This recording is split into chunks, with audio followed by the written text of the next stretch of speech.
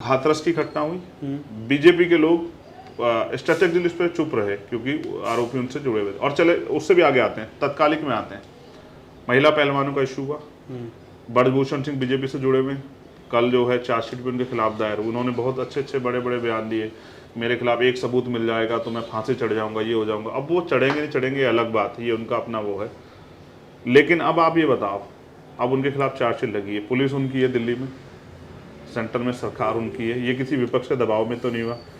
अब तक बीजेपी के एक लीडर का उन पर स्टेटमेंट क्यों नहीं आया? क्योंकि शोषण जिनके खिलाफ जिन लोगों ने एफआईआर दर्ज कराई है वो बहुत नामचीन चेहरे हैं, वो चेहरे जिन्होंने देश का नेतृत्व किया है दुनिया में जाके और मेडल्स लेके आए।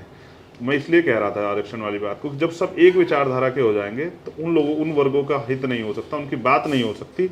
जैसे मैं कहता हूँ, अगर पार्लियामेंट में किसान नहीं है तो भी प्रॉब्लम है, तो किसानों की बात नहीं हो, क्योंकि वो समस्या ही नहीं जानता किसानों की। सही बात है। तो जब तक इस 2% सरकारी नौकरी में हिस्सेदारियां नहीं होंगी, सब तरह के विचार के लोग नहीं होंगे, तब तक बात नहीं। और एक गंभीरता से जमीनी लेवल पर सुन लो, एक थाने में एक ही जाति के सारे कर्मचारी, कांस्टेबल भी, हेड कांस्टेबल भी, दरोगा भी और एसएचओ भी।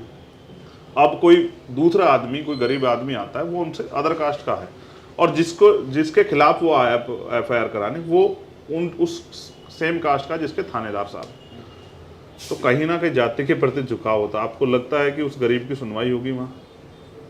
कहीं ना कहीं से कोई फोन आएगा कि भाई ये मेरी चाची का, ताई का, भाई का बेटा, यार इस तरह इसकी मदद कर दो, तो कहीं ना कहीं झुकाव होगा और न्याय नहीं होगा। इसलिए अगर हर तरह के लोग वहाँ होंगे तो, क्योंकि यहाँ जवाबदेही है सरकार सिस्टम में, तो कम से कम किसी को न्याय मिल सकेगा। इसलिए मैं कहता हूँ कि लोगों को आरक्षण को समझना चाहिए। 98% प्राइवेट सेक्टर है, उसमें आरक्षण नहीं है बॉस, और वहाँ मालिक तय करता है कि कौन किस कुर्सी पे बैठेगा। तो इस 2% सरकारी नौकरी, ये भी तब है जब हमने इतनी ज्यादा क्या प्राइवेट में होना चाहिए? नहीं, मैं अभी इस पे बात नहीं, जो अभी नहीं है उस पर बात नहीं कर रहा हूँ, लेकिन मैं चाहता हूँ कि अभी समाज उस तरह से नहीं खड़ा हुआ है। अगर आप ये मानते हैं कि आज का समाज उस तरह से खड़ा हो गया है कि लोगों को उस तरह की सुविधाओं की जरूरत नहीं है, तब आप इस पर डिबेट करें। लेकिन जब नहीं खड़ा हुआ, आप तो वहां भी नहीं दे रहे हैं। देखो, मैं किसी एक सरकार पे नहीं कह रहा हूँ, पिछली सरकारों को मैं बहुत अच्छा भी नहीं कह रहा हूँ, लेकिन यह है कि उन्होंने सरकारी इंस्टीट्यूशन में बढ़ावा दिया, राष्ट्रीयकरण किया बैंकों का, कई चीजों का, जिससे कि नए अवसर पैदा हुए। अब की सरकार ने क्या किया? अब की सरकार ने किया कि सब प्राइवेट सेक्टर निजीकरण कर दिया, तो वहां से तो आरक्षण व्यवस्था खत्म हो गई ना।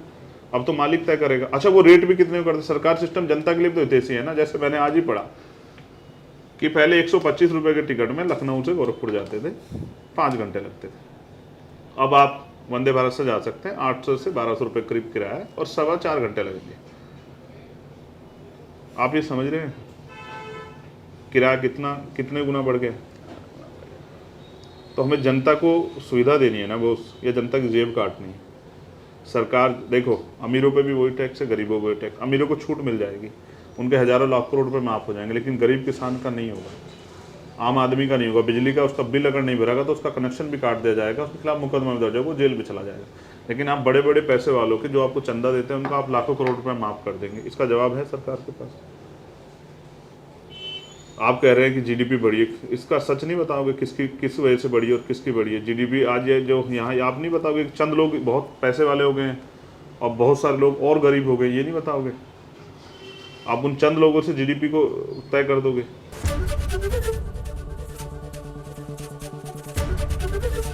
एबीपी गंगा, खबर आपकी, जुबान आपकी।